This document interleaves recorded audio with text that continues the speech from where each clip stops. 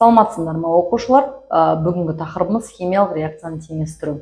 Яғни бізге қандай да бір заттар берілетін болса, біз оларды бір-бірімен әрекеттестіріп, жаңа бір зат алатынымыз белгілі. Яғни бізге фосфор мен оттегі берілетін болса, реакциядан кейін қандай зат түзіледі? Біз бірінші сол сұраққа жауап беріп алайық. Яғни фосфор оттекпен бірігіп, фосфор оттек деп жазып аламыз. Содан кейін олардың валенттіліктерін анықтаймыз, яғни фосфор 5 валентті, оттек 2 валентті. Яғни бір-бірімен фосфор 5 және оттек 2 валентті болып бір-бірімен біргеді. Сонда фосфор 5 және 2 валентті болатын болса, олардың ортақ еселігі 10-ға тең. Яғни 2 мен 5-дің бөлінетін санын аламыз. Яғни ол 10-ға тең. 10-ды 5-ке бөлетін болсаң 2, яғни 10-ды 2-ке бөлетін болсаң 5, яғни 2 фосфор 5 оттекпен бірігеді деген сөз. Яғни P2O5 деген қосылыс түзді. Яғни фосфор мен оттек бір-бірімен әрекеттесу арқылы P2O5 деген зат түзді. Енді балалар, реакцияға қарайтын болсақ, реакциямыз тең емес.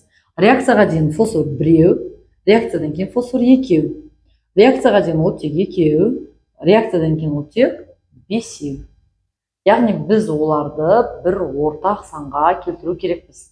Яғни реакцияға дейін де реакциядан кейінгі сандары тең болу керек. Сонда оттек реакцияға дейін 2, реакциядан кейін 5 болатын болса, олардың ортақ саны яғни 10. Ортақ бөлінетін саны 10. Яғни оттек 5 болу үшін, 10 болу үшін алдына 5 қоямыз. Яғни 5-ті 2-ге көбейтетін болсақ, 10 оттек болады.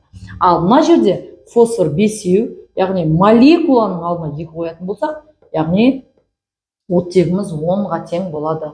Балалар, мынандай коэффициентті молекуланың ортасына қоюға болмайды. Коэффициент тек қана молекуланың алдында тұрады. Молекула бізде P2O5, молекула O2, немесе атом фосфор. Тек қана P-ның жалғыз өзі. Түсіндіңдер ғой? Сонда бізде оттегіміз 10, оттегіміз 10. Фосфор неше болды? 4. Яғни мына фосфордың алдына біз 4 қоятын болсақ, яғни реакциямыз теңеседі. Реакцияға дейін фосфор 4, реакциядан кейін 4. Оттек 10, реакциядан кейін де 10 оттек болды. Келесі және бір реакцияны теңестіруді үйретіп жіберейін. Мысалы, сендерге алюминий хлор 2 молекуласымен әрекеттесетін болса, қандай зат түзеді? Бірінші әдеттегідей біз 2 элементті біріктіріп валенттілігін жазып аламыз.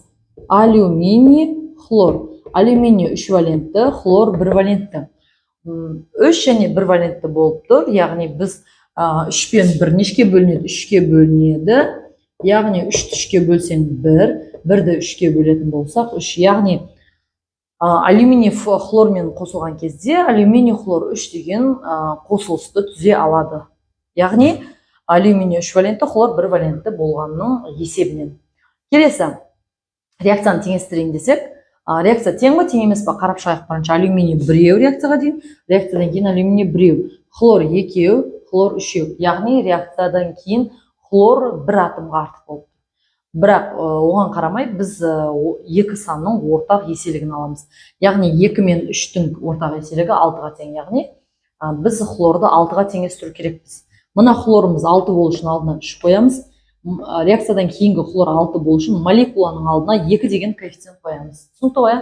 Сонда бізде алюминийіміз 2 болды. Алюминийдің алдына 2 қойсақ, реакция теңеседі екен.